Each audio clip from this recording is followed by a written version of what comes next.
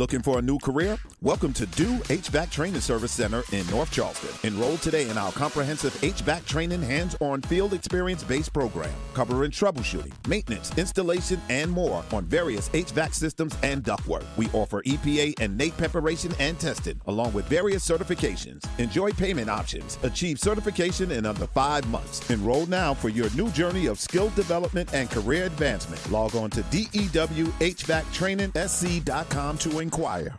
Every team, every topic, everywhere. This is Believe.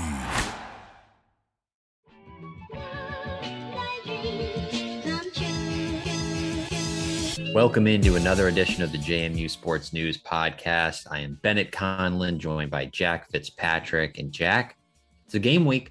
It's a game week. It's a two deep day. It's everything we have been hoping for the last 5 months, 6 months. Been a long wait. It's been a long wait to get to this point for sure. A lot's happened. Let's recap. Sunbelt move. Men's basketball beat UVA. Yeah, I was writing about that in the JMU Sports newsletter.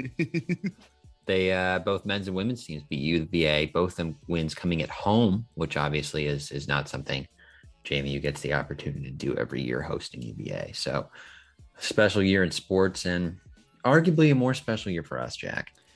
A lot's happened for us too. And you teased the newsletter. You want to break down some of the news, the housekeeping things we want to talk about here before we head into our two deep breakdown and our awesome interview that we have with Sam from Middle Tennessee? Yes. So the newsletter, it's a free newsletter. You can go to jmusportsnews.com, click the newsletter tab, and there's a little link there to subscribe. It just goes through MailChimp. I think we added like 10 or 12 subscribers last night, which is cool. Open rate today, when I checked an hour ago, been up for 2 or 3 hours, is already over 50%. Woo, so baby. Obviously it's a huge deal in the JMU sports community. No, but it's basically a free newsletter. Once I'm going to do it every Wednesday. I had done it Mondays previously, and that kind of sucked for personal reasons on Sunday nights, trying to like gather everything together. A little easier on a Tuesday night. So Wednesday mornings, probably going to be 6 to 7 a.m. It'll hit your inbox. It's going to mostly be football in the fall. It's just once a week. It'll have sort of a quick recap of the game before. We're going to plug stories from other outlets, which I think is a fun part of it. So the DNR does anything cool, ESPN, whatever. We'll have it there. It's just an easy way essentially to catch up on what's going on in the JMU sports world with a focus on football, but I'll also have the records and some other good stuff related to the Olympic sports team. So easy way to sort of stay informed. It's free. Not all of our content is free. That's a little tease. We have a Patreon now where you can subscribe there. We have exclusive written and video content that'll go up there. I know we have a couple subscribers now. $10 a month. Not everyone's going to want to do it, which totally makes sense, right? Not everyone's going to shell out $10 for this, but it's going to be a decent amount of content, pretty high level analysis, I would think. And for us, it helps us cover some expenses, maybe gives us the budget in the future to add a freelancer to the team, so we aren't going crazy doing so much stuff. Who knows? But it's basically a way for us to grow this a little bit, because we're not going to churn out, 5 to 10 pieces of content a week for free on top of full-time jobs. It's kind of impossible. And even getting a freelancer to maybe cover the team in Harrisonburg, do stuff like that. While we would love to get up there as much as we possibly can, full-time jobs sometimes leave us strapped in our current cities. We normally can get up to one football game, maybe a year. Right. So by having Patreon, we're able to, do freelancer, upgrade all of our equipment, get better sounding mics. So Bennett's not talking into his AirPods, and potentially even travel more, where we can cover some costs of travel. So it's not, $1,000 to go out to a bowl game or something like that for each of us. Maybe we can cut that down and get out to bowl games and cover it as more media types rather than fanboys. Even if it's like gas, man, like if we're covering a game and we want to have like a story later in the week, that even if we're not like in the press box, but covering of like what it's like to watch JMU homecoming game against Marshall or whatever, and you can cover gas from that. It's certainly helps and makes it more doable and maybe more willing to make the trip. So we appreciate the support for anyone who does it. We're still going to have a ton of free content. I think we realized that if we put everything behind a paywall, it'd be a little stupid. So we have the newsletter's free. This podcast is free. We're going to have weekly game previews that are free. There's going to be other content on the website that's free. So I would say it's the same, if not more, free content that we're still going to offer, probably more, honestly, than maybe last year. But then we're going to add a few additional things for paying subscribers.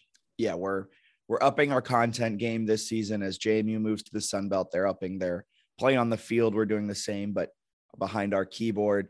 Also, we are going to do a couple more things with our Patreon, monthly Zooms where all the subscribers, all of our patrons, I think that's what they're called. Yeah. Patreon. All of our patrons will jump on a Zoom once a month, chat out, JMU football, similar to that of a Twitter space, but it'll be everyone who subscribes to our JMU Sports News Patreon. And I think that will be a lot of fun as well.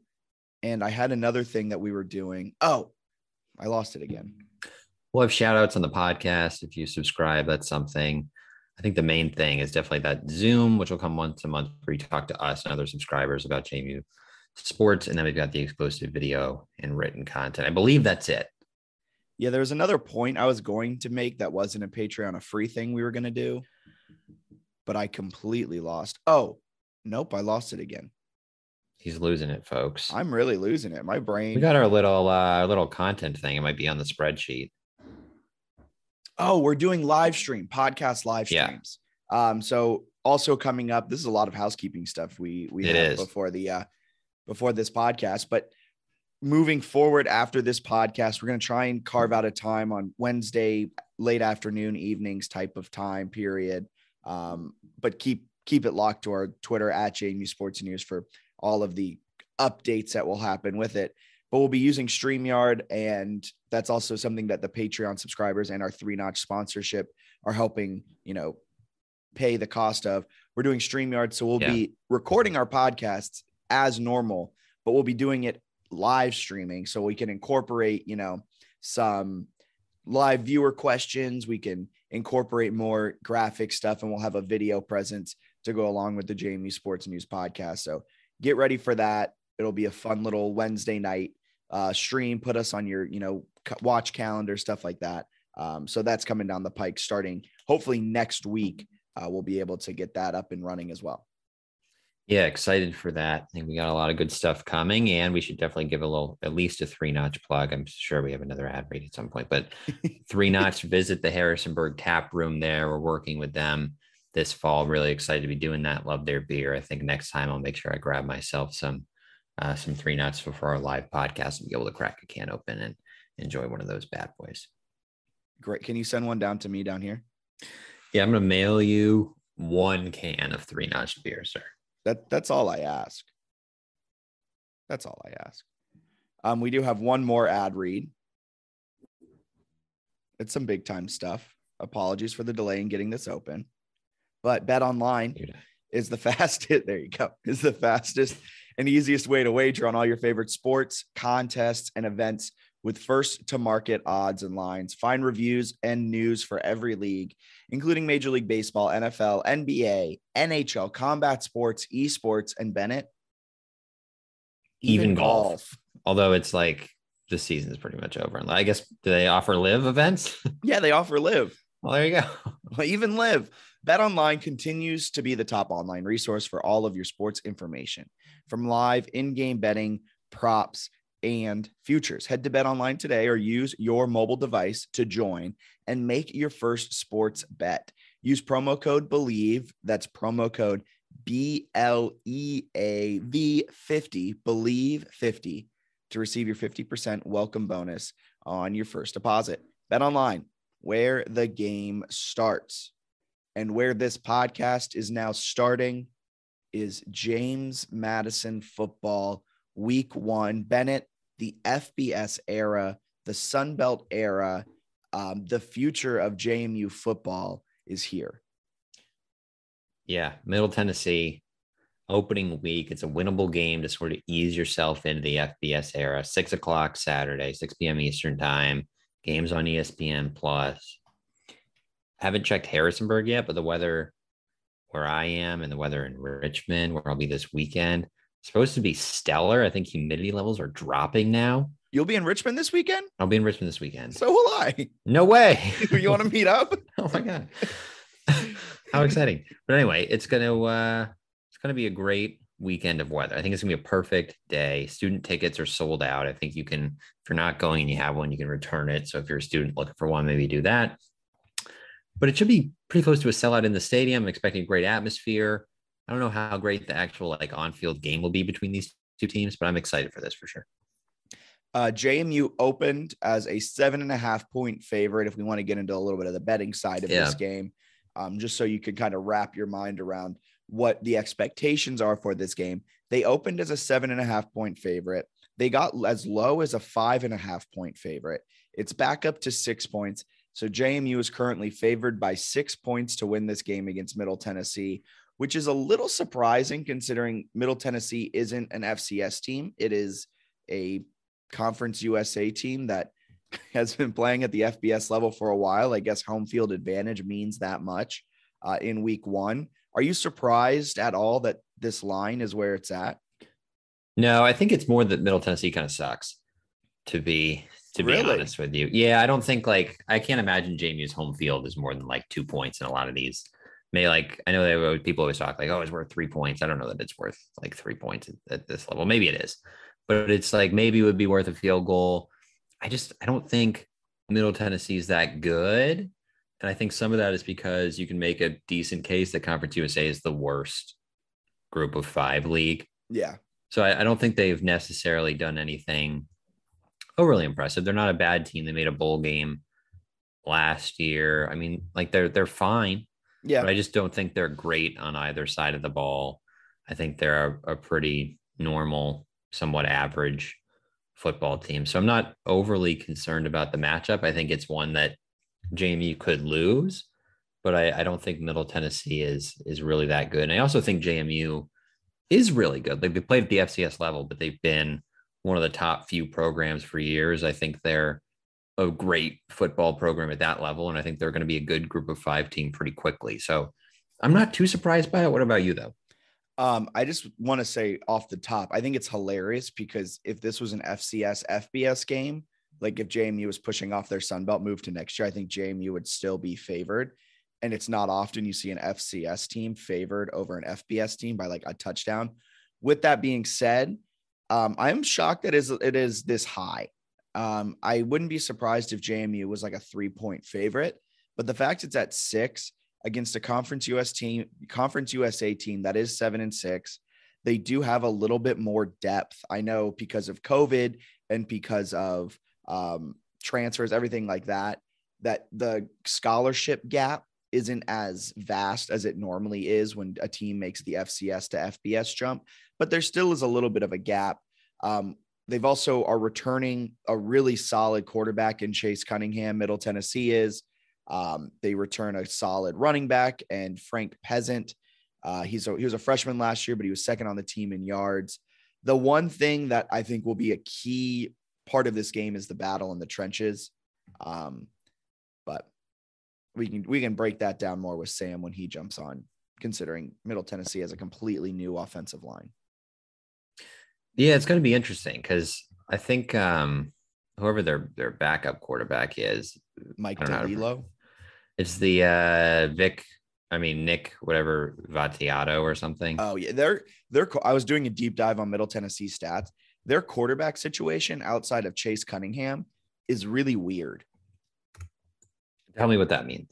Because Chase Cunningham played in 8 games last season. He got injured, but he didn't start the season as their undisputed number 1 quarterback. So he didn't really get first team reps or like, I think 20 plus attempts until like week 3, but he ended up leading the team in yards, but he only played in, I want to say like 5 games full time. And then they had this quarterback named Mike DeLillo, Diliello, who's 6'1", 208 and led the team in rushing touchdowns. So it seemed like they kind of ran that type of system where you get close to the goal line, you bring him in and he'll just kind of pound it home. But then you said Vic, whatever his name is. Nick Vattiato. Nick Vattiato. They really like their Italian quarterbacks down there in Middle Tennessee. He's now the number 2. And I don't know if Mike is still on the roster. He was last time I checked, but like, it seems like they don't really have clear path outside of Chase Cunningham. But I mean, I guess if you have one solid guy, you don't need a clear path as your backup. They probably got a more clear path than JMU in terms of quarterback depth. So they've got that going for I don't them, know about that. I think so. Vadiato threw for like 270 and 2 touchdowns, no picks in the bowl game. You mean, yeah. Okay. I see what you mean. I meant Middle Tennessee has a better, like more experienced quarterback backup. room. Yeah. Okay. Yeah. I thought you meant like, I thought you meant they have a clearer picture. And I was like, I don't know. I'm pretty sure it's Todd, Billy, Alonza. Like, I think that's pretty clear, but I see what you mean. They're more experienced. They have more reps underneath their belt. Yeah. I think like quarterback play is going to be huge in this one because you mentioned Cunningham. He threw 16 touchdowns, only 3 interceptions last year. Wasn't putting up like absurd yardage totals, but he's somebody who was kind of efficient, which is, I think, what they want out of Centeo at JMU. Yeah. So I think the team that, and this is kind of every football game, the team that can like limit turnovers and limit mistakes, especially in week 1, is going to be the one that has probably the best game and wins the game. I think my concern for JMU, and you probably share this concern, I feel like they can get beat in the secondary a little bit. I feel like they're going to get torched in the secondary. I think that I'm worried about this game a little. I think they're going to get torched later in the season.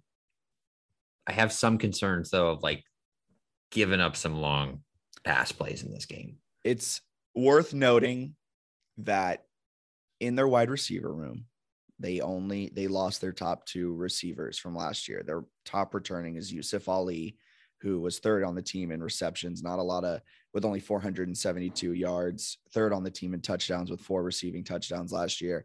So they have a kind of an inexperienced wide receiver core, but if the quarterback is putting it on target, I don't think that matters who he's throwing to. They got some old guys at receiver. I think, but not a lot of production out of those old guys. Well, I think they brought in, I guess they brought him in a year ago, but like they got some size there with Isaiah Gathings. He's someone I think could be decent. He had 24 catches for 300 yards and a touchdown last year. I just feel like with more opportunity, some of those guys are going to start to make some better plays. So it's not like the best group of wide receivers are playing this year, but they're okay. Yeah. They're all right. Like, I feel like it's kind of similar to JMU where it's like Reggie Brown's stats aren't great. Devin Ravenel's stats aren't great, but I feel like those 2 guys, I'm not like concerned about how they'll play. I think it's a fairly even matchup, which is like kind of irritating as a JMU fan because you like think of Middle Tennessee and you're like, they're nobody, but it's like, they could probably beat JMU in Bridgeforth with a sellout crowd. I don't think that's outlandish because they do have enough like returning pieces. Interested to hear more about the offensive line because I don't know. It'll be really interesting because I think JMU might have the edge in the trenches. And I think that's where this game is won and lost. I know it's also cliche, and that's cliche number 2 of the podcast. But the defensive line is all returners from Middle Tennessee, but it's also all returners, and they return, I think, 51 starts or 53 starts on this offensive line for JMU with an average weight of 311. Like, this isn't an FCS offensive line. This is an FBS offensive line for JMU, and going up against a D line that wasn't necessarily extremely productive last year. They do return everyone, so you have to imagine there is some sort of growth there, but that'll be interesting to watch. But it's also tough because Middle Tennessee lost a lot of great players in their secondary and linebackers. They lost 3 of their top 4 players due to transfer or graduation after last year. I think Reed Blankenship, and I want to say his name was like Garrett something. He transferred away. But we'll see. Jordan Ferguson's a dog for them in the defensive line. So I'm interested to see what happens there. What did he have? He had 16 and a half tackles for loss and 9 sacks last year, 3 forced fumbles. Yeah. So he's good. I'm interested for that. Should we hop quickly and do like a quick little JMU 2D breakdown? Yeah, 100%. Because we'll go into more Middle Tennessee stuff here with Sam when he jumps on in a few minutes. You want to start offense or defense or special? We got to start. I mean, we could just hit special teams. Nothing really crazy there. Okay. Sam Clark, you got your Australian transfer at punter. Perfect. No surprise. Camden Wise is your place kicker. I think that's a sneaky, interesting thing to watch just because Ethan Ratke was such a given. I imagine they're going to miss more field goals this year, which is obviously no offense to Camden Wise, but Ethan Ratke was one of the best kickers in FCS history. So you got Kyle Davis, long snapper, no surprise there. Connor Madden's going to handle kickoffs. No surprise Sam there. Clark is also the holder. Chris Thornton currently the kick returner. Kind of interesting. They only listed one in these spots. I think Solomon Van Horst is supposed to be around in that, but sounded like from the beat reporters he's a little banged up. And then Josh Surratt, who is Surratt. Thank you. Pronunciation guide has come out, folks. Yep, Josh Surratt is the punt returner. He's also the starting free safety, which I thought was interesting, but we'll get to that in a bit.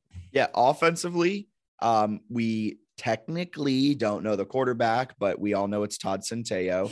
There is an or labeled next to that, but disregard the or entirely. Tyshawn Watt gets the start at left tackle. Interesting there because he started all 14 games last year at left guard. He's 333 pounds. He's a big boy. But so he moves from left guard to left tackle. Yeah. So that'll be interesting. Tyler Stevens moves from left tackle to left guard. So a little bit of a shakeup on the left side of the line. Tanner Morris comes back at center. Cole Potts and Nick Kidwell, right guard, right tackle, respectively. That's where they played last year. Those are returners. So that's some big time stuff. 51 starts between this line from last season returns. Pretty good offensive line. I feel fairly confident. Little interested, confused at Andrew Adair not being on the two deep Liberty transfer that I feel like people kept floating as like a legitimate starting option at center. So for him not to be in the two deep and to have a freshman Carter Miller ahead of him, I thought was interesting, if nothing else. Yeah, 100%. It's also another interesting not person on the two deep is that running back. No Kalon Black. Normally the way Kurt Signetti did these two deeps is you'd have your starter and then it would be Latrell or Kalon Black or Solomon Van Horst, and he'd list the entire running back room essentially on the two deep. This year, it's just Percy Obase and Latrell Palmer listed. Yeah, interested with that. I want to ask you, do you think there's like, he keeps talking about he would only release the starting quarterback if it would give him a competitive advantage. Do you think there's a competitive advantage to holding that information? This is a thing all college coaches do, and even NFL coaches. Like, I don't understand it. I guess it forces the defense to like game plan for Billy Atkins, but like Rick Stockstill has been around for a while. Yeah. I wouldn't be surprised, if he read beat reporters and like understood what was happening at JMU and probably is doing 90% of prep for Todd and 5% for Billy Atkins and then the other 5% for Todd. Like, I don't think there's a competitive advantage. I think it's so stupid. Like, I think it's so dumb when he's like, oh, I don't know. Well, like everybody knows he's a starter. They're preparing for your scheme, like regardless of which guy. They're not going to, I don't think the offense would look like crazy different between Centeio and Atkins. I think Centeio maybe has more of like a mobile threat. Like, I'm sure they've watched him at Colorado State. I'm sure they're heavy on the scheme from last season, then maybe even looking back a little to what they did with DiNucci.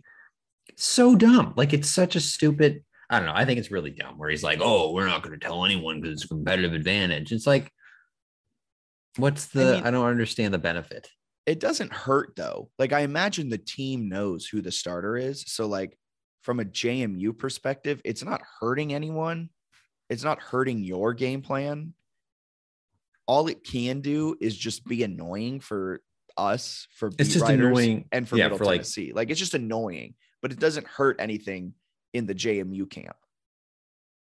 It doesn't hurt anything. I think that part of it that irritates me is it's dumb for fans and media, but even more so, it's so stupid that like everyone in the media sort of like has to play along with it. Like, there's no one else starter. We don't know who it is. Like, yes, you do. Everybody knows. Everybody would be floored if Billy Atkins goes out and is the starting quarterback on Saturday. So it's such a dumb ritual that all these teams do. Like, I saw TCU is doing it. They're like, we might play 3 quarterbacks. No, you're not. Maybe they will. The other thing that people like, Michigan did a dumb thing where they're like, we're in week 1, we're going to start Cade McNamara, whatever the hell his name is, And in week 2, we're going to start JJ McCarthy. And then in week 3, we'll determine our starter. It's like cool for scheduling a pillow soft non-conference schedule that allows you to do that. Wolverines, good stuff, Jim Harbaugh. But I think it's dumb. I think it's a waste of time. And I think it's stupid that people can't just like, I know that they have to be like, oh, the facts are what this are. Just say that he's the starting quarterback. Like, he's the starting quarterback. Let's act as if Todd Centeio is the starting quarterback. We don't need to play along with this stupid little charade that doesn't make any sense to me. I love it. So moving on from that, Reggie Brown, Terrence Green are the starting wide receivers. Chris Thornton is the starting slot. I don't think it's fair to say there's a wide receiver 1, 2, and 3. I think this is more, we were talking about this before we hit record. I think this is more of like an XYZ type of setup with this offense. So I don't think Reggie Brown is the wide receiver 3 and Terrence Green's the wide receiver 1 and Chris Thornton's the wide receiver 2, whatever it is.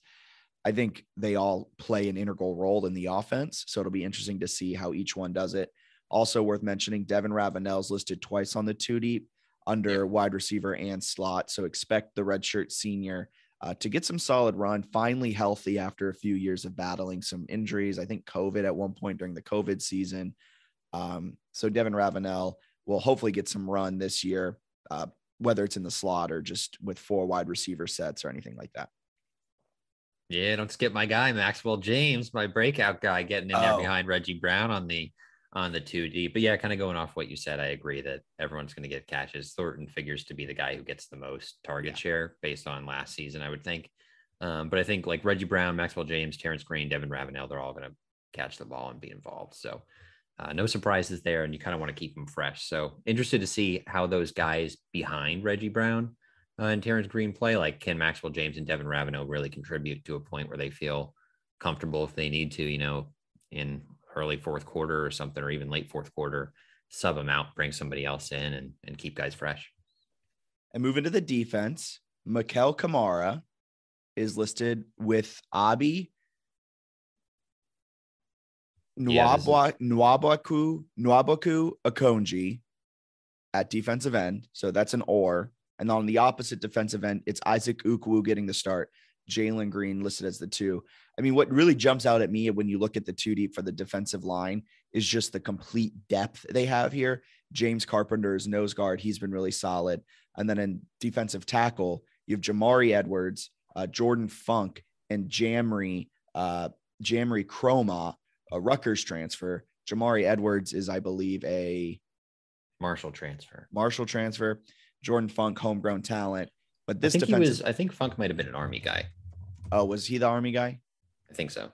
Okay, so 3 transfers at defensive tackle. I mean, looking at this defensive line, you're gonna just have a complete revolving door. No one's gonna get more than 75% snaps probably, and they're just gonna be dominant and fresh all game. I'm pretty terrified of the interior, to be honest with you. Of like, you are, because it was supposed to be like, what was it, Tony Thurston? Yeah, and he left the program, and he just left and like retired from football. Asked Tyler Negron. I don't know. Like, James Carpenter is a good player, and I don't think we've seen much of Sean Johns. But like, you got your nose guard. What's that? P. Diddy, Sean John. You've got your nose guard weighing 276. I did. Don't love it. I did put that note on my notes that I made from the 2 deep. It's a small defensive line. Like, it is a tiny defensive line, but there's one guy on the 2 deep over 280, and it's Edwards at 281. So I'll say this. I think they're leaning more into a speedy, athletic defense where you can just pick and shoot. Like, the defensive tackle can bust out to the edge. The edge can bust into, like, I think this is a purposeful thing because we saw them get transfers. They recruit heavy set guys on the offensive line. That's what they want to do on the offense. They want to run the ball. They want to play an efficient passing game. And to do that, you need big offensive linemen. I think for the defensive line, if they wanted to run a more traditional 2 big guys, 2 defensive ends, they would recruit that way. I think this is purposeful. I think they're going to try and be speedy, athletic, lots of guys coming in, revolving doors, get after the quarterback, push up the field, because there's never really been just huge nose guards or defensive tackles for JMU. I mean, Mike Green held his own with. Yeah, but was he? But I don't think he was. Yeah, but I don't. 290. I think he was 280s. Like, I see your point. Yeah, but I don't think it's a huge problem. I think it's purposeful partially because they have to do it. Like if Thurston was still here, I think he'd be starting at 292. That's valid. And then maybe Carpenter is the backup. Like if he goes down and you have Sean Johns, who hasn't really played at 270 pounds as your starting nose guard, and you're telling me that you're September 24th, you go to Boone, North Carolina, I feel like they're just going to punch him in the mouth. I do think they'll be athletic and fast. I'm just terrified of like, what if the team that always stops the run loses that physical battle because they're not playing Delaware anymore and they lose. I think you're probably right because the guys like at 270 and 280 are absolutely shredded and like can still move people. So it won't end up mattering. But from like an on paper view, I'm like, oh, where's the big guy? So you know what worries me on paper? Are we going secondary? We'll get to the linebackers in a second. That's what worries me. This secondary, I could care less about what's happening up front. I mean, Sam Kidd starting strong safety, Josh Surratt starting free safety. And then that's fine. Q Reed is the backup. Francis Mihan's the backup. So, I mean, there is some experience at that safety position. They're solid players. I don't have too much worry there, but I mean, Jordan Swan at corner, the redshirt senior from Maine, Xavier Coakley, the redshirt sophomore from Michigan State. And then was he a transfer? Yeah. Sorry, let me pull it up. I thought the Michigan State guy was a freshman. Hit me. I believe. Yeah, he's been at JMU since 2020. Was he the Michigan State transfer though? No. Who's the Michigan State? Antoine Booth. Antoine Booth, my fault, is the Michigan State transfer. Let me pull up all the backup corners. Devin Coles, the Norfolk State transfer, doesn't crack the two deep. John Ransom, a Virginia Tech transfer who didn't see any action in 2021 after spending 2 seasons with Virginia Tech, doesn't crack the two deep. Brent Austin, a California freshman. Kind of dig that, to be honest with you. That's cool. He does crack the two deep.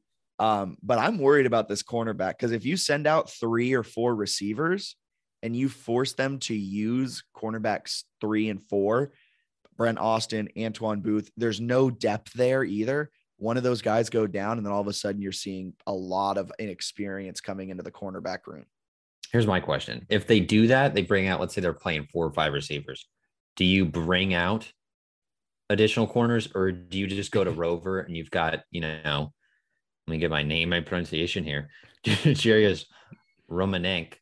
Do you bring him out, or do you have, I think what you do is you bring out, I think you play a pretty aggressive. They play a 4-2-4. I don't know how much man is typical or how much man they plan to do, because Corey Heatherman did leave the program to be the linebacker coach at Rutgers.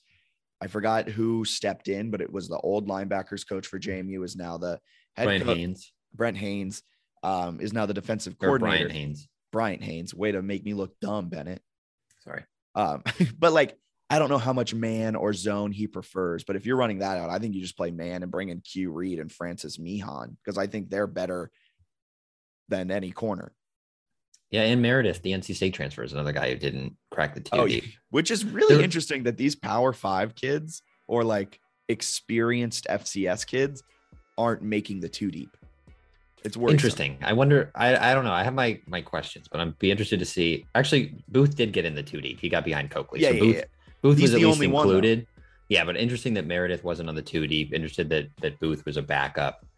I don't know. I think it'll be interesting to see how it develops.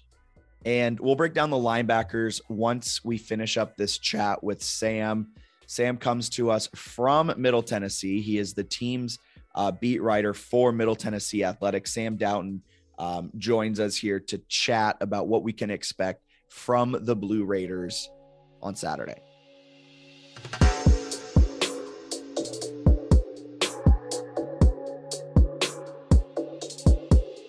We now welcome in Sam Doughton, our special guest to analyze Middle Tennessee for us. Sam, welcome on. We'll have you start just for our people. If you could introduce yourself, tell us how you cover Middle Tennessee, when that started, and we'll go from there. Ben and Jack, thanks for having me on. I'm really excited to be here. I am the staff writer for GoBlueRaiders.com, which is the in-house site for Middle Tennessee. So I work for actually the athletic communications department of the university. And I sort of am the eyes and ears inside the program for Blue Raider fans. I try to give them the inside scoop as much as I can. Obviously, there's some things I can't share with my position, but as much as, you know, Coach Stockstill and his staff permits me to share, I try to share with our fan base. And I got started this is my second year covering the team. So I got started last year with the big Bahamas Bowl season, and excited for another year of Blue Raider football. Love it. Love it. Yeah. They went 7-6 last year. I think the biggest question is the quarterback, Chase Cunningham. If I could decipher the stats from last year correctly, I think he didn't really get a true start until game 3 or something like that, then was injured, but was a solid player overall when he was healthy. And now he's back healthy for this season. What can JMU fans expect out of Chase Cunningham and the overall air attack that Middle Tennessee will be deploying?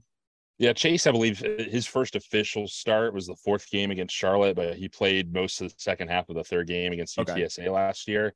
But yeah, no, he was a really, really solid pickup. He's got started as a walk-on in the program when he first came in, and has sort of just grinded his way to the position he's in, where, you know, I think the depth chart we released shows him in the or, so you might see him or Nick Vadiato, who finished the year at quarterback after Chase got hurt at the end of the day. But Chase is a super accurate quarterback. He's really good at those short to mid-range throws, really good at timing on those things, and that fits well with the type of air raid system that Mitch Stewart, our new offensive coordinator, has put in this year.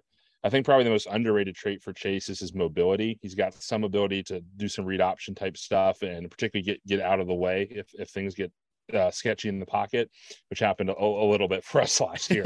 And that's made him an attractive player to the coaching staff in particular for that reason. So, but he's a gamer. He's somebody that has a lot of trust in his teammates just because he's been in the program so long. It's his 6th year with Middle Tennessee this year. And, you know, I think all of us are interested to see how that knee holds up once he gets out on the field in a real game situation. It's looked good in camp so far. I haven't seen anything different other than the fact he's wearing a brace on it. But, you know, obviously it's a little different when you go out there for that first game. Yeah, I was interested too, just the overall 2 deep. I'm a sucker for size when I'm just looking at papers. So I figured you could give us some context on some of these guys, but they seem like they've at least got some dudes with some pretty impressive athletic tools. I mean, you look at receivers who are 6'4", 6'5".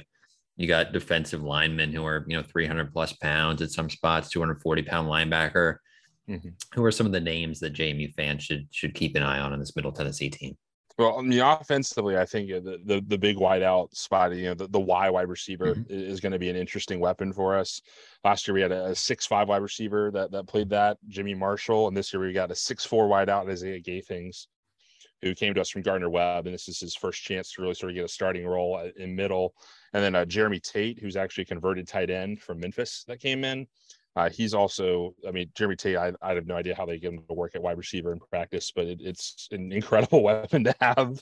I think on offense as well, the interesting thing for me, at least, is how much bigger our offensive line is compared to last year. They really made a big emphasis to bring in some bigger linemen, particularly at the tackle position. So you've got some 6'5" tackles over there, which you don't see too much at the G5 level these days. And then defensively, the biggest name everyone needs to know is number 9, Jordan Ferguson. All conference defensive end, incredible person off the field, but he's just a wrecker in the pass rush, and he's pretty good in run support as well. That whole defensive line 2 deep's got about 219 games of collegiate experience between them, give or take. So that's a really experienced room right there. But Jordan's definitely the big highlight there. Probably if I had to guess, the best pro prospect on this list out of everybody. Yeah, that makes sense with Jeremy Tate being a transfer. I mean, a converted tight end. I saw him at 6'5", like 260, and was like, oh my God, receiver. Yeah, no. Our previous offensive coordinator, Brent Dearman, ran a lot of 11 personnel that used the tight end. And so when he left for FAU, I think a lot of people just stayed here, and Mitch Stewart sort of converted them to that 10 personnel system where they're going to be more slot receiver than a tight end necessarily, though. Gotcha. But we'll see what happens on the field. I'm curious how Coach Stewart's going to use them for sure. That's a large human. Yes. Considering JMU's largest wide receiver is 6'2", I think Bennett and I would kill for a 6'5" wide receiver to watch on Saturdays. It's Jimmy Marshall last year really opened my eyes to what a guy that size can do in more of like a slot type role. I always think of those guys as outside guys beforehand, but throwing him in the slot, it's just a huge matchup issue. Most teams are not going to have a linebacker fast enough or a safety big enough to really cover them well. And so they can get a lot of real easy 8-10 yard gains just off of just standing there and being a huge target. Yeah, it's nuts. I covered UVA last year, and they had Jelani Woods at tight end, 6'7", like 270, and he's running down the middle of the field. It just doesn't look right. It's like an offensive lineman accidentally started running a route or something. It's not. Yeah. Well, and I think what makes them even more effective and what middle tries to do is that often the other slot is going to be somebody like Yusuf Ali or Elijah Metcalf, 5'9", 5'10", with crazy speed. So you've got to have a guy to follow somebody on each side of the field. And if they switch, then all of a sudden you've got to switch, and it gets messy really fast, particularly at the tempo we go. Well, now I'm worried, considering JMU's biggest question mark, I think, this season is the secondary and the linebackers, the corners. Everything past the front four is a question mark. So having the secondary have to match up against a speedster on one side and just a behemoth of a man on the other side will be really interesting as Chase Cunningham is slinging it to him. And you know, or whoever the starter is. Yeah. Well, yeah, I think you might see both of them on Saturday. It also wouldn't surprise me if our radio guy gets the word 30 minutes before kickoff that only one guy's going to be the guy, and that's when we all find out as well. But you know, it'll be interesting to see for sure. You mentioned y'all secondary, you know, being a question mark. I think that's probably the back seven's like the biggest question mark for us as well. Going into this year, I think during camp it was the offensive line. But they've developed enough because I think they had 6 guys in spring ball that were healthy enough to be in practice every single day, and now they've got 20 guys in that room. So that they've gelled together enough where I think that there's some confidence there. But I think the back 7, we lost Reed Blankenship, who just made the Eagles roster as an undrafted free agent at safety, had 419 tackles in his career here.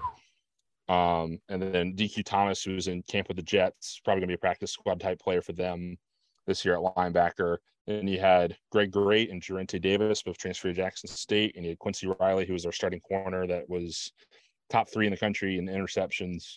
He's at Louisville. So you lose 5 of your 7 guys back there. And so the people on the starting on the 2 deep played a lot last year, but they weren't in those high top key roles. They were the nickel corner, or they were, you know, the third safety that came in on a down, or they're starting opposite Quincy one week and then the next guy would start the next week or something. So that's a really interesting area to see, because we really don't know what they're going to look like working together. And I don't think the depth's maybe necessarily there as it was last year. You mentioned one of the corners that left was top 3 in the league in interceptions. I think Middle Tennessee led the country in takeaways with, let me check my notes, 32 total takeaways last season. So like 2-ish per game, insane stat. Is that something that is coached? Because I know sometimes you can talk about how fumbles and fumble recoveries are all just literally how the ball bounces, and it's almost luck. But is that something that the defensive coaches kind of try and teach? It's hit the ball, get the ball type of thing? Yeah, I mean, like when they're doing their like first 30 minutes of practice, when you're going through your drills of your position groups, about 30 minutes of that is just going to be straight takeaway drills for the defense on the defensive side of the ball, doing things like trying to strip the ball for linebackers and corners, a lot of hands drills for defensive backs in particular, punching the ball out for defensive linemen. So it's a huge point of emphasis for the team. And it was, something I saw in camp last year. And I was like, oh, that's interesting. That's how they started. And then, within the first 3 games, I was like, this team might have some juice with that. And so, obviously I do think there is still some luck to it, particularly as you mentioned on the fumble side. So we'll see if they're able to replicate that to that extent this year, but definitely something that's a huge point of emphasis with the defensive staff. No question. Yeah, I was interested too, just with the coaching staff. Obviously, Stock still isn't really a new kid on the block. He's been there quite a while. But you mentioned a new offensive coordinator. What's sort of the experience with the coaching staff? What's some of the philosophy with the new OC? Is it expected to be drastically different from years past? What are you sort of expecting from that coaching change? Well, Mitch Stewart comes to us from Samford University, where he was the offensive coordinator. He was the head coach at Murray State for a long time. That's actually how he got to know a lot of people on our staff. Our offensive line coach, Mike Pauley, and him coached at Murray when he was the offensive coordinator at Murray. And Murray's probably about 2 hours from here at Middle. So Murray was often coming to a lot of our camps during the summer when he was there to help, for him to evaluate guys coming up through the high school ranks. And that's sort of how he got here, is he knew a lot of the guys on staff from that. But another reason why he's a good fit is that before Brent Dearman last year, who was more of a spread RPO type system, it's basically been air raid of some form or fashion for a very long time. Here, Tony Franklin was the offensive coordinator for a long time. That he's known as an air raid guru. Mitch Stewart is literally 2 degrees away from Hal Mummy himself on the Hal Mummy tree. I think his head coach at Valdosta, where he was the quarterback, played under Hal and then coached under Hal before Hal left. So that's how tight he is, that air raid system.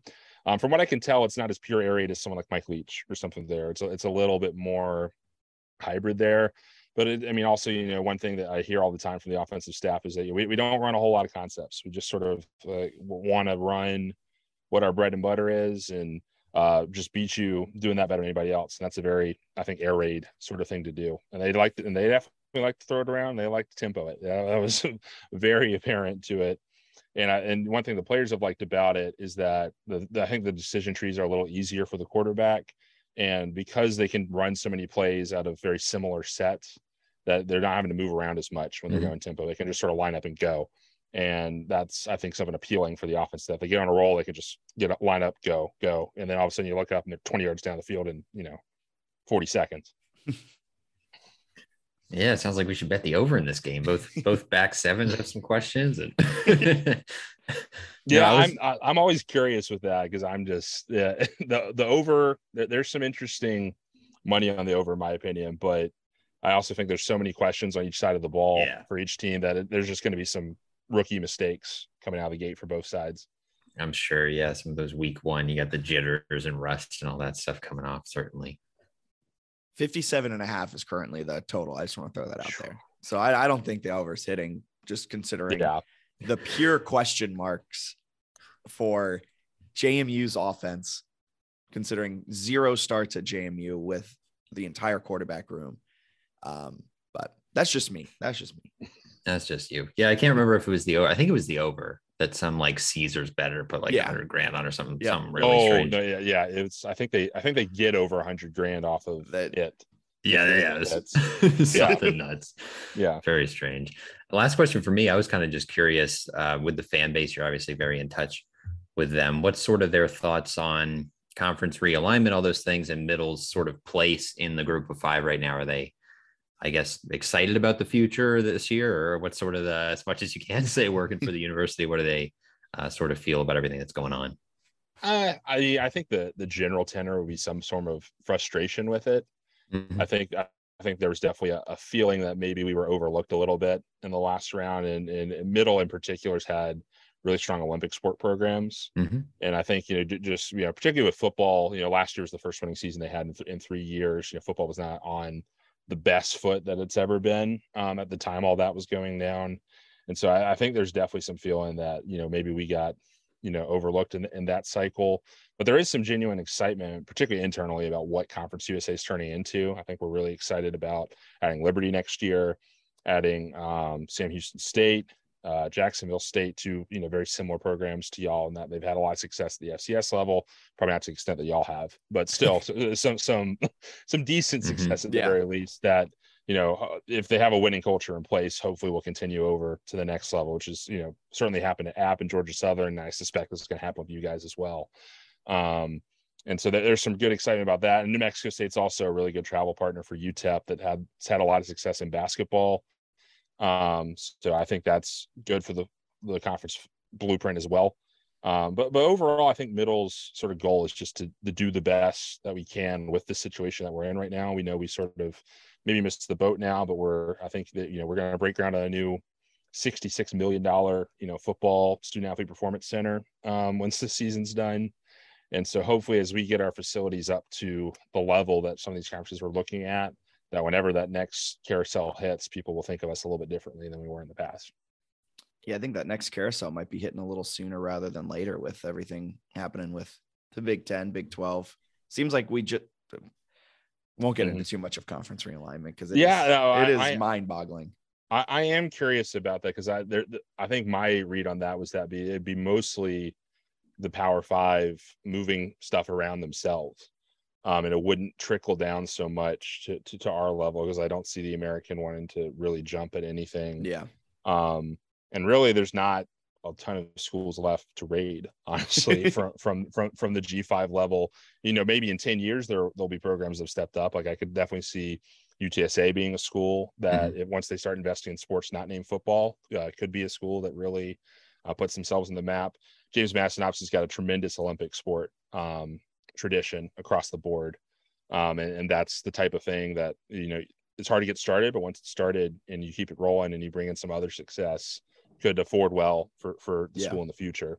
And I think that's why I'm high on Middle long term as well, is that we have a lot of that similar dynamic where we care a lot about how men's tennis does. We care a lot about how baseball does, softball does. And, some athletic departments don't. They just want their one program to do really well, whatever that program may be. And hopefully, I think long term that's going to help schools like Middle and schools like James Madison that care a lot about it.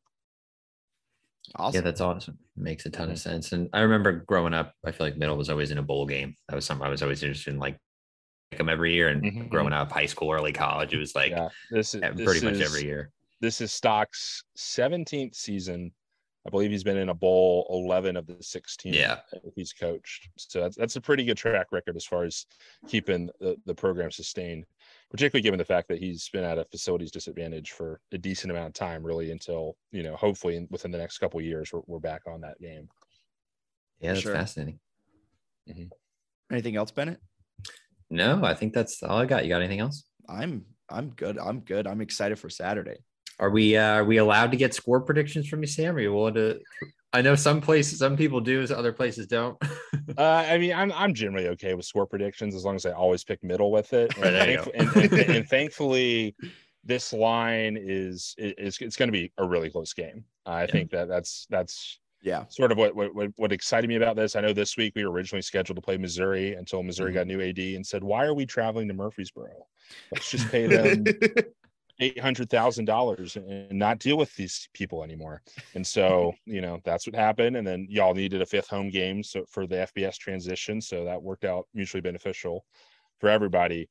But I'm excited for the game. I know y'all's fans are amped up for it. It's gonna be a really good environment down there. And I think I might just barely, let's see, would 31-28 get us the over there? I think that was 59. Yeah. So that's what I'll go with. I think our kicker has added some distance to his kicks this year. Maybe hits a 45-yarder, in the closing minute to pull it out. That stadium, Bridgeforth Stadium, is known for some highlight reel, some goosebump giving last second field goals for sure. So wouldn't be the first, wouldn't be the last. Hopefully it would be the last that JMU fans suffer from. But I appreciate. I like that pick. I like that too. And you got the Missouri $800,000. You got JMU paying $700,000. Sam, you gotta call up your bosses and see if you can get a cut of it. Yeah, I think the number I saw was that I think Alabama is paying us $1.6 million to go there next year. So this game is $100,000 less of a payout. That's crazy. Yeah, going to Alabama. Woo! College athletics, baby. Yeah, it's a wonderful world, ain't it, boys? It's something. Man.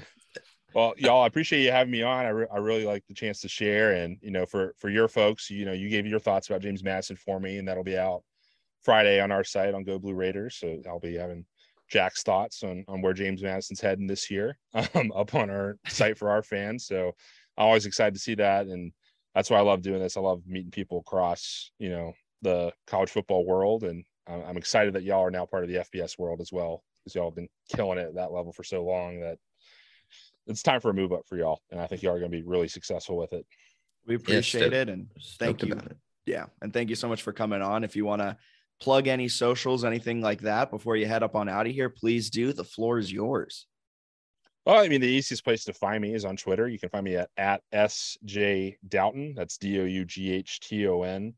That's the Twitter handle. You can find me there. You can find all my writing there. I usually am just retweeting out the links that we get from our MT football accounts on that stuff, MT Athletics. I have a feature on our starting running back, Frank Pizant, that I actually have to go right after I get off of y'all. So excited about that one. He's got a real interesting story. He was somebody that was recruited as a linebacker to Middle, and then, basically became a running back after running for 2,000 yards his senior year of high school. So Wow. It's pretty interesting little story of how he ended up with us, but a good way to, and then you can flip through our news tab on our football page and read all of my preview stuff if you want to learn a little bit more about who some of the names are on our side of the ball. I certainly do that with all the James Madison guys that I can find on Twitter leading up to this week as well. Awesome. We appreciate it. Thank you so much for coming on. Thank you all.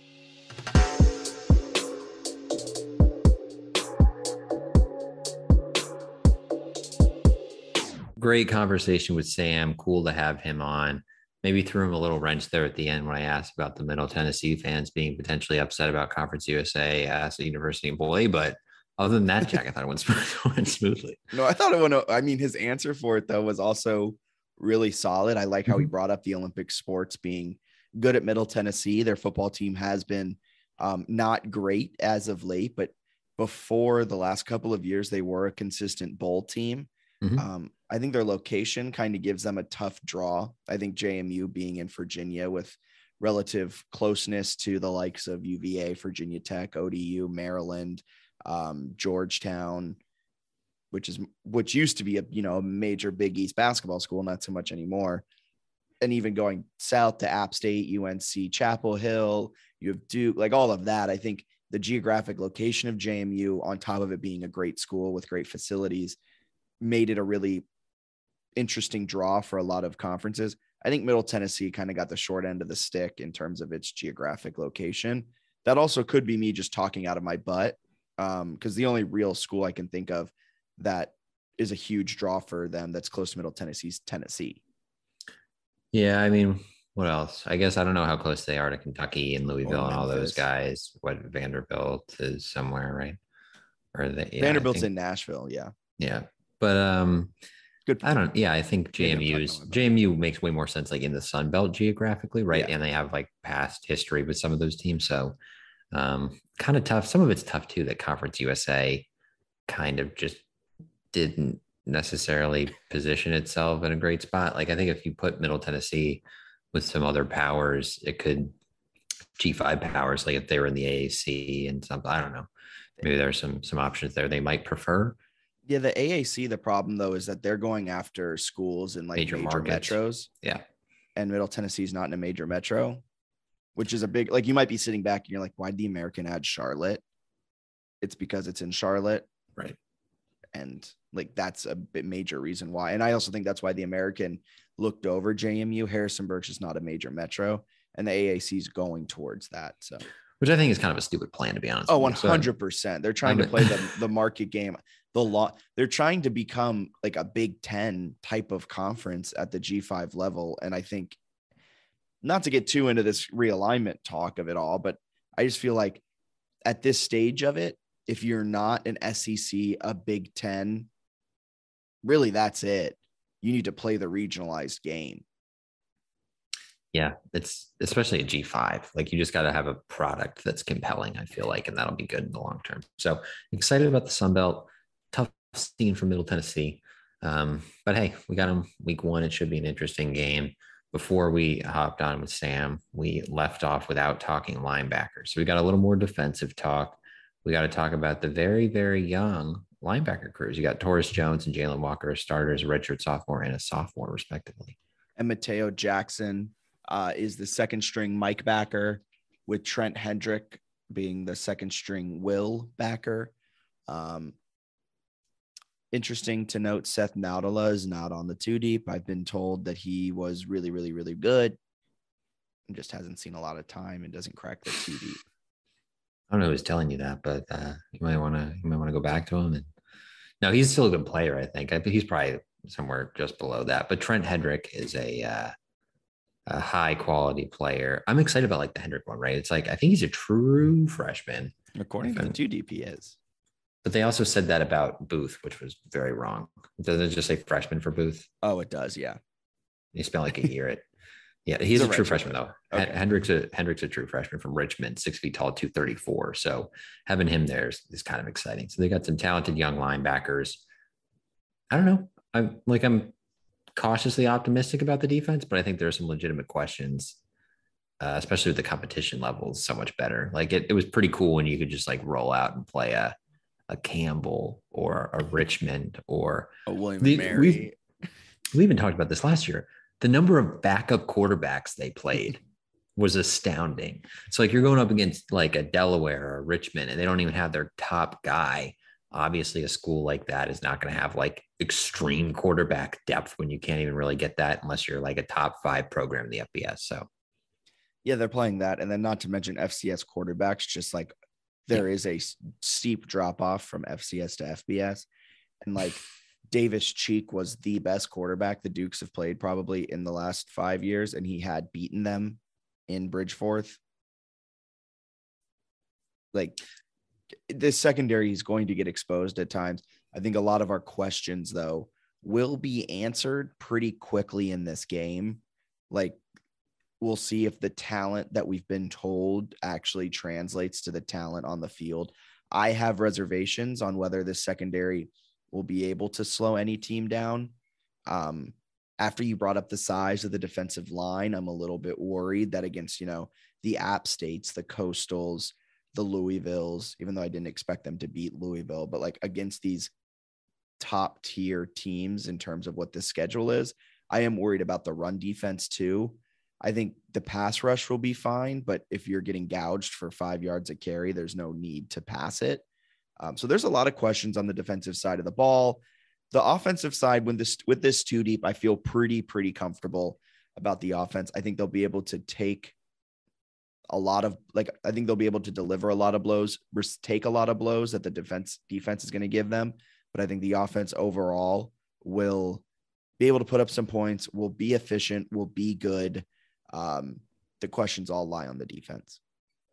We talk transfers for a second, please, because I feel like there's this idea in the JMU fan base, maybe not totally, but a little bit of like next man up. We got talent, we got depth.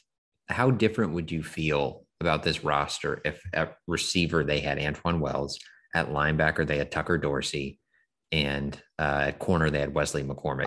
I would feel drastically more confident in the season. Oh, you mean 3 Power 5 transfers? If they were on this roster, how would I feel? I'd feel great. No, I see what you mean though. It's maybe not as much Wells, even though that is he's one of the best. Because they've got some guys at receiver. Yeah, but that is a loss. Don't get me wrong. But his production will be replaced by the likes of Brown, Ravenel, Terrence Green. But defensively, if you said you had Tucker Dorsey at Mike, Taurus Jones or Jalen Walker were the 1-2 at the will, and then pair that with Wesley McCormick taking over for Jordan Swan with CB1, Jordan Swan being pushed to CB2, and then your CB2 becoming your CB3, and then the depth that you have at safety, I'd feel so much like, I think that's the crazy thing about corner too. If you have one good corner, it masks a lot of your problems because then you know where the opposing quarterback is going to go. But now McCormick's at West Virginia. And yeah, I think if those 2 guys, Tucker Dorsey and McCormick, are on this team, I don't think I have a question about this defense. Yeah, it's, I don't know. It's going to be interesting because we talked about like Austin at corner as a backup and Booth, the young corner. Like, do you have any injuries at corner? You're in a league with some pretty good quarterbacks, and you got freshman corner. So I don't know. We'll see what happens. Maybe you switch someone then. Maybe it is a guy who's playing rover or safety slides over. And I'm gonna flip that question too. So it's almost like the inverse of it. Yeah. Do you feel that JMU fans overinflate the impact transfers have had on this program in the last 2 years? It's been a pretty big impact, I would say, and in some certain spots. Yes and no. I think there are way too many times where a guy comes in, and I'm guilty of this, where I'm like, oh, that guy will play. Like a guy will come in from like AJ Davis, or how many guys they bring in this year that I think it was 2, AJ Davis and Kobe White. And then they had they were going to get Gunnar Holmberg. I like Centeo more, but like some of it's valid. I think like DiNucci was obviously a huge one. I'm trying to think of some other names that were transferred. Rondell Carter, right? And he started at Rutgers and then transferred. It's like they've had some. Let me rephrase that because I mean like maybe I just mean this season. Do JMU fans overinflate? Like, because I'm just looking at this this defensive line, right? And you have Akonji. I was trying to pronounce his name. I'm so sorry. You have a Konji who's a Minnesota transfer, like Edwards, Chroma, and then even Antoine Booth, John Ransom, like all of these guys who are these Power 5 transfers coming in. And it seems like at times JMU fans are like really high on them, but they're not cracking the two deeps. I'm saying, do you think we put too much stock in those guys when they come in? I think the freshmen way too much. Like those young corners, I think we were putting way too much stock in because people were like, oh, shoot, he played at a Power 5. And it's like, well, he didn't play. It's not like this guy was like a starting corner at Michigan State. He wasn't going to be anywhere near the realm of playing, which is kind of clear with some of them not being on the two deep or being backups at JMU, Michigan State, NC State. They're both like top 25 caliber teams. Like there are some people who think NC State could like make the college football playoff. So if you're not making JMU's two deep, you're not like a starter for the Wolfpack. So I think we overestimate some of that. They do have some big ones though. And it kind of feels like they did a better job with like G5 and FCS. I feel like if a transfer has played somewhere else and proven themselves a little more, they're probably a safer bet, right? So Edwards at Marshall, you're looking at Centeo, right? A starter last year at Colorado State. And then even like Terrence Green doing some things at Monmouth feels like he's going to get some reps at receiver. So I don't know. I mean, I kind of like it when they go get some FCS guys or some G5 guys that have played and had some experience, but some of them are going to be hit and miss, right? Because everyone, or not everyone, but there are people on Twitter who are like, this Devin Coles guy, think he could be all Sunbelt guy at corner. Like there are people who are really hyping the Norfolk State transfer up who was pretty good there, and he's not on the two deep. So don't know the explanations for all of those, but I think some of it is overinflated for sure. Okay. That's really valid. Thank you for answering that question for me. And before we get up on out of here, unless you have anything else to add on these two teams. Do you want to do a little score predictions / Sunbelt pick'em? Let's do Sunbelt pick'em, and then we'll head into our 3-notched preview of the game. Okay. And we got to smatter in like a 2-minute rant about the men's basketball non-conference schedule because it's rubbing me the wrong way. Okay, perfect. So for everyone who's made it with us this far, to wrap up this podcast, we're going to do Sunbelt pick'em, heading into our 3-notched game preview, and then we're going to wrap it up with a quick rant on men's basketball non-conference. Hit me with the pick'em. I'm pulling up my Sunbelt. Okay. First game of the week. I'm pretty excited for this game. Okay. It's a Friday game. It's in Norfolk. It's Old Dominion hosts Virginia Tech. Old Dominion hosts Virginia Tech. I'm pretty sure Old Dominion is just a 5-point dog, if I'm not mistaken. 7.5. Really, I think they were 5-point at one point. Really? I'm not I got them at. I got them. It might be where you're looking. I don't know. I got them at 8.5, and they've been going down. So I would be surprised to see 5. But also there are a lot of sports books, so it's not impossible.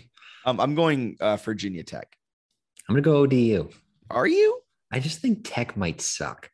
Like more, I think ODU is probably a little better than people think. They have some experience at quarterback. I'm not concerned at all about their offensive coordinator leaving in August because I don't think he was that good, and their head coach has an offensive background. So like, I think they're gonna be fine. It's gonna be ugly. They're playing at home. I'll give them the win. All right, Louisiana Monroe, Texas. I'll take Texas in this game. Is Texas back? Let me know. I'm taking Texas too. That's an easy one. Yeah. Norfolk State, Marshall. Marshall. Great answer. I agree. There's no way Norfolk State can upset Marshall. Middle Tennessee, JMU. We're doing that one now. Oh, sorry. I was just going down the list. Liberty, Southern Miss. I was going to go down the list too, but I didn't know if we wanted to do it now or save it. Liberty Southern Miss is actually a sneaky good game. Is it? Frank Gore Jr. still Southern Miss, right? Sneaky good. I think Southern Miss is criminally underrated. They didn't have a quarterback to finish. They played a game with no quarterback on the roster. Exactly. They can't get any worse. I think they're going to get a lot better this year, take a huge step. They dealt with some tough stuff last year. So I'm taking Southern Miss. I think Liberty's overrated. Southern Miss as a dog. Wow. 2 dogs you have. 2 dogs so far. Georgia State, USC. Sorry, South Carolina. I'll take South Carolina, but Georgia State's a pretty good team, so could be competitive. I'm going to take South Carolina as well because I think they are a sneaky team to really make some noise in the SEC. Really? Yeah, I think they're set up to make some noise this year. I think you were going to say because Antoine Wells, his presence. I think Beamer Ball doing well. I like Rattler. I think I don't think he's the next great thing. I don't think he's the next great quarterback, but I think in South Carolina, fresh start with the weapons around him. And after a solid year last year, I think South Carolina is on the up and up. UNC App State. App State's hosting this game. I like Appalachian State. They're a small underdog at some places. Other places, they're a favorite now. That line's been kind of moving down. I like Appalachian State at home. I'm going App State at home too. You see UNC. They played Florida A&M in week 0 and almost lost. They like pulled away late, and their defense was getting torched. And people are like, "Oh, they just weren't showing a lot of looks defensively." It's like Florida A&M had like not that many guys available due to some weird academic, like weird infraction stuff that I think was because they like don't have a compliance officer who's qualified or something crazy. But if you're like giving up yards to that team, I'm a little concerned. 100%. And also, did you hear Mac Brown's comments this week? No. He was like, "We are really bad away from home in hostile environments." And he goes, and that's exactly what we're going into. So we have to really focus. Interesting. Also, just for those wondering, Antoine Wells is an or at one of the starting receiver positions for South Carolina. Thank you for letting me know. Troy, Ole Miss. Ole Miss, I think, wins this game probably pretty easily. Yeah. I don't know what the line is. 21.5 or something. Yeah. Nichols, South We're getting into the bad part of the schedule. Yeah. Nichols, South Alabama. I will take the FBS team in South Alabama. I will take the FBS team as well. Texas State, Nevada. This game sucks. Like, if you're coming up with a list of like crappiest FBS games this week, like with 2 FBS teams, this has to be atop your list. Nevada looked disgusting, but covered against New Mexico State in week 0. I don't think Texas State is any good. I think people are so far off Nevada now that I like that as like a flip play. So I'll say Nevada wins, but God, what a disgusting game. I'm going to say Nevada as well, just because I have no faith in Texas State, but I think Nevada can win the game. And we're not picking against the spread here. So if we're just picking outright winner, it's basically a pick 'em too. That's sad. That's sad. It is sad. Remember when Nevada was good? Yeah. Morgan State, Georgia Southern. Georgia Southern. What do you mean? Shout out Clay Helton. You have no faith in Morgan State? No. Neither do I. It's okay. Southeastern Louisiana. Oh, you remember them? Yeah. Apparently they had a quarterback that was going to beat JMU against Louisiana. Louisiana here in a little snooze fest. Yeah, Louisiana. Southeastern Louisiana is not good. Army Coastal. This game's sick. I was going to say. Yes, I agree. This game is so 2 sick. option teams. Let's go. You've got Coastal that runs that little spread option. They're willing to throw it around with Grayson McCall. You got Army, which might throw it like 4 times. Maybe. If Coastal is like a 2-point home favorite. If Army wins this game, I'm talking about like an Army undefeated season. Their schedule is pillow soft. God, I really want to pick Army here, but I don't know. I'll say Coastal, but it's kind of a terrifying one, but I'll say Coastal. I'm glad you went Coastal because I'm going Army. Yeah. Just because I think if Army gets up like 14-0, it's over. They're just going to kill them, man. Like the way Army plays football is a thing of beauty. Now, if the entire country played football the way Army did, it'd be the ugliest thing in the world. But the fact that Army is the only school makes it beautiful. I hope this is like the Wake game last year. They played Wake last year. It was like 70-56 Wake, and it didn't make any sense. But I'm kind of hoping it's that because I feel like Coastal is going to be able to sling it a little bit with McCall, but they lost some pieces. That game was terrible. It was amazing to watch, but it just made horrible. Yeah. And last but not least, probably the game we've all been waiting for, because I don't know about you. I've had Grambling State, Arkansas State circled on my calendar for about 2 months now. They're calling it the Battle of the States. I'm not sure if you're aware of that, but that's cool. That's cool. I'll take Arkansas State here. A lot of FCS teams on the schedule here in week 1. Yeah, I'm gonna go And Arkansas State. we frown upon FCS teams. Now we hate the FCS. Yeah, they don't deserve our recognition. Kidding. If any FCS media members are listening to this, we're kidding. Maybe. All right. Anything else on the Sun Belt Pick'em? Do we predict the boys or we wait until the preview? Preview. Okay. All right. So it's time for the 3-notched preview. We're going to give you a quick breakdown, including weather, head coach, everything like that for Middle Tennessee, what to expect in a 2-minute, 20-second segment. Let's do it. Weather for this Saturday, high of 85, low of 62. It's going to be cloudy, barely any chance of rain, and hardly any wind coming out of the south area at 6 miles per hour. Quick stats for Middle Tennessee. They're coached by Rick Stockskill. He's been there forever. They went 7-6 last season, 7-6 against the spread. They do return 56% of their production. However, they lost a lot of key contributors on defense, including Reed Blankenship and Gregory Gatt. I think that was his name. So that's going to be tough. Their projected 2022 SP plus -10.5. Their win over under is set at 5. And just some quick stats from last season. They scored just 3.38 points per drive and only had a scoring margin of +4, converted on 31% of their third downs, 48% of their fourth downs, both under nation average.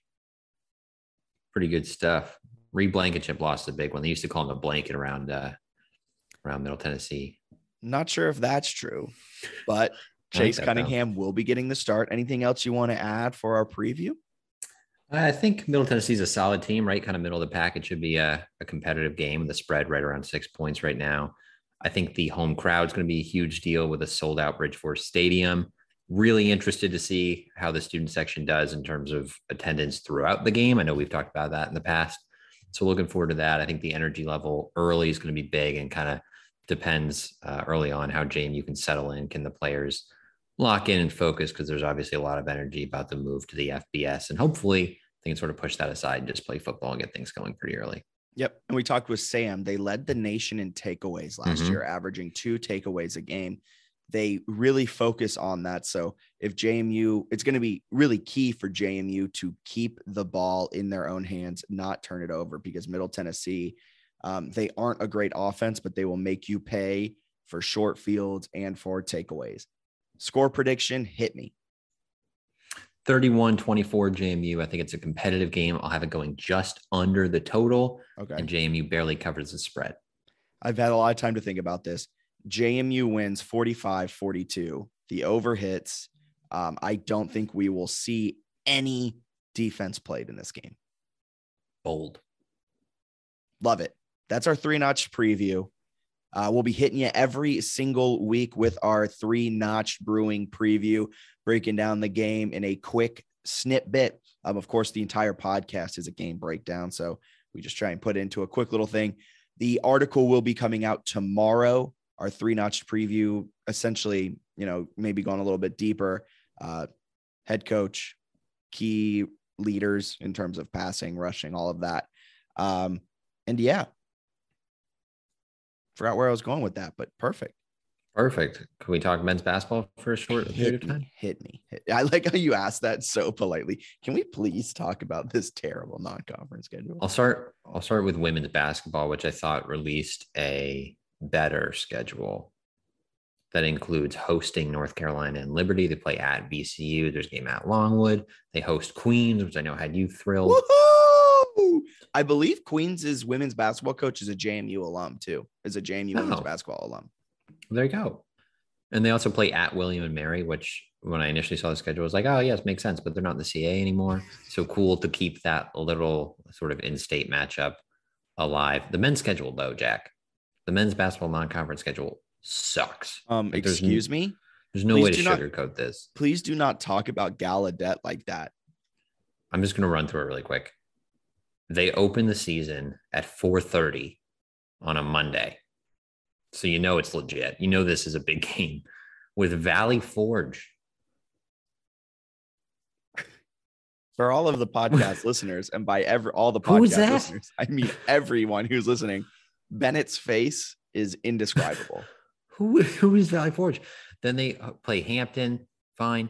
They play at Buffalo, at Howard, at North Carolina. Then they have the Savannah Invitational, which is like around Thanksgiving, where they play some reasonable mid-majors. Fine, whatever. They go to Eastern Kentucky. No, the Savannah Invitational is abysmal. It's not that bad. It is terrible. No, it's not. It is horrible. I don't think it's that bad, but okay. Have you looked at who the Savannah Invitational is? Do you have them up? Let me pull it up for you. Okay, I'll keep going. After that, they play Eastern Kentucky at home because they had that away game last year where Chuck Falden hit the little putback and they won. A little home and home with them. Then they go to Virginia.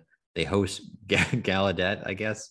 Then they host Long Island and then play at Coppin State, which is also kind of a joke. And that's their entire non-conference schedule, which is just okay. Go ahead, hit me with the what is it? The Savannah Invitational field. Do you know who's in this? No, I don't remember. South Alabama, Valparaiso, Nichols, South Dakota State, JMU, Evansville, Mercer, Towson, Fairfield, and Robert Morris. All right, that kind of sucks outside of South Dakota State. Not very exciting. It sucks. That's pretty average. Here's the home schedule for non-conference: Valley Forge, Hampton, Eastern Kentucky, Gallaudet, Long Island. The only 2 weekend games are Gallaudet and Long Island. Eastern Kentucky is a Friday, Hampton is a Wednesday, and Valley Forge is like a Monday late afternoon. So don't walk, run to get your season tickets now. I heard some people that are like, oh, well, they play at Virginia and at North Carolina. It's like, realistically, those aren't going well this year. Like North Carolina is coming off a Final Four appearance. They almost won the national title, and they're playing at North Carolina. They're expected to be a top 5 team. Virginia like added transfers and returned like all their key players and got rid of the guys on the bench who had like forced them out via transfer. So they're a top 25 caliber team in Charlottesville. They're probably losing both of those games by double digits. Like probably.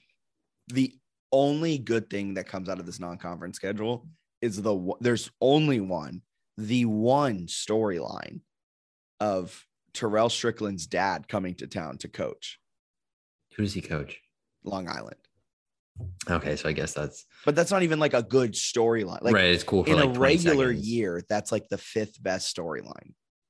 It's just like, and then why are they going to Coppin State? Who agreed to that? That didn't make any sense to me. But like, can we knock it off with the non-D1s? Valley Forge, sorry, I'm hitting my mic. Valley Forge and Gallaudet or whatever they are. Why in the world are they? That's a scrimmage. You're playing a scrimmage and you're claiming to count it. It doesn't count in any of the analytical systems because they don't count that nonsense. Like Ken Palm is not regarding that as like a thing that goes into its system, really. I don't think the net does. There's no. Do you know what Gallaudet is too? Is it D3? It's a private school for deaf and hard of hearing students. That's kind of cool. That makes me like it a little more. But it's like maybe scrimmage them because it's D3, right? They're AFCA Division 3. I don't know what that even means. And like, I don't know what Valley Forge NCAA? is. No, that's how do you open the season with Valley Forge? How do you play Gallaudet? Which is like, I don't know, maybe the experience is more for the opponent or whatever, which is kind of why, like, I don't understand why they don't just like scrimmage. What is it? Eastern Mennonite or Bridgewater? If we're going to play so many D3 schools, at least be local. Do EMU and Bridgewater. Gallaudet's in DC. Okay, so I guess it's somewhat. It's the world's only university designed for the deaf and hard of hearing. Okay, well, that's actually cool. Now I like that. I don't like playing them because I don't think it makes sense for like where the program is going. Yeah, exactly. It's cooler than I originally thought. But like Valley Forge, does Valley Forge have a cool story? Probably not. That doesn't. It's a religious school. Christian University in Phoenixville.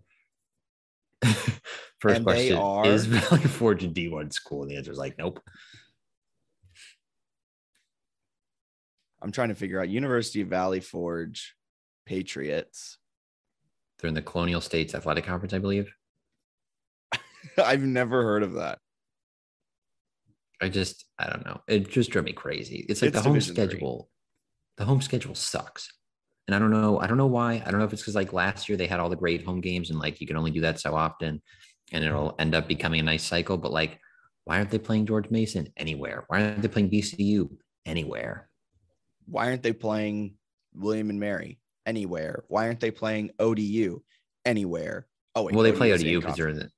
My fault. That's on me twice.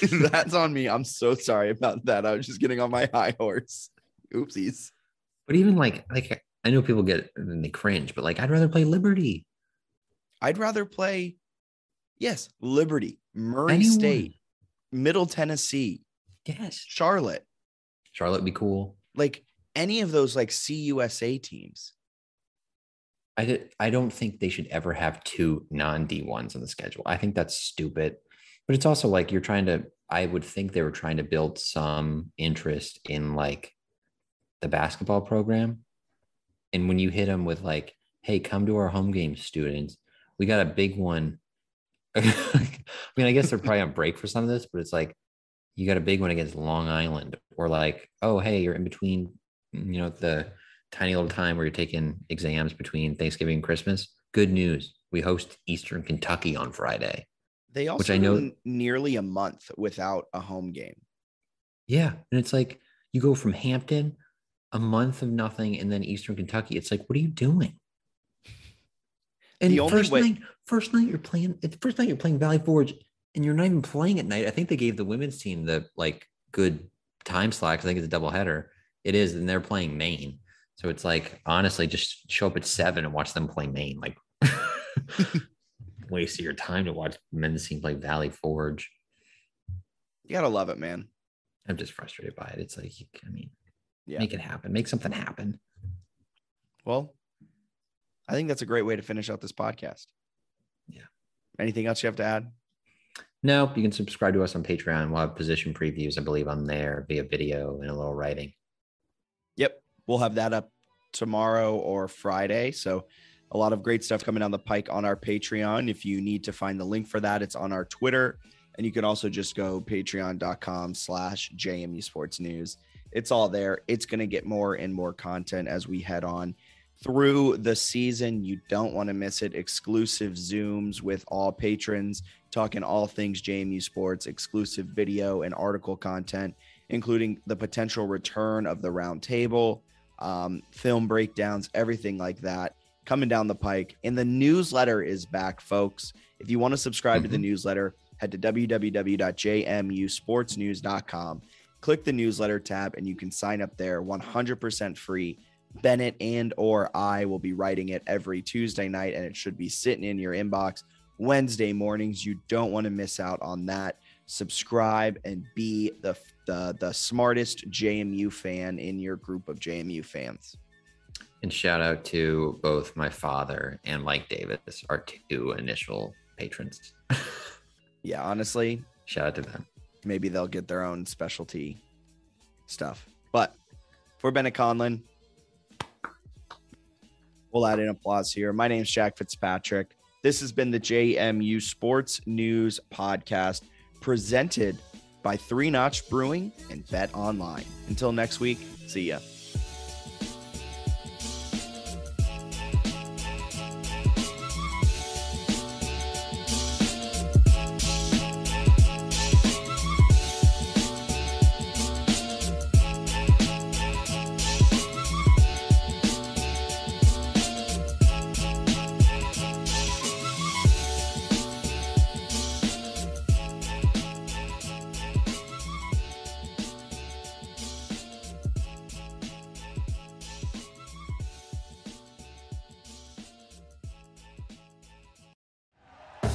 Thank you for listening to Believe.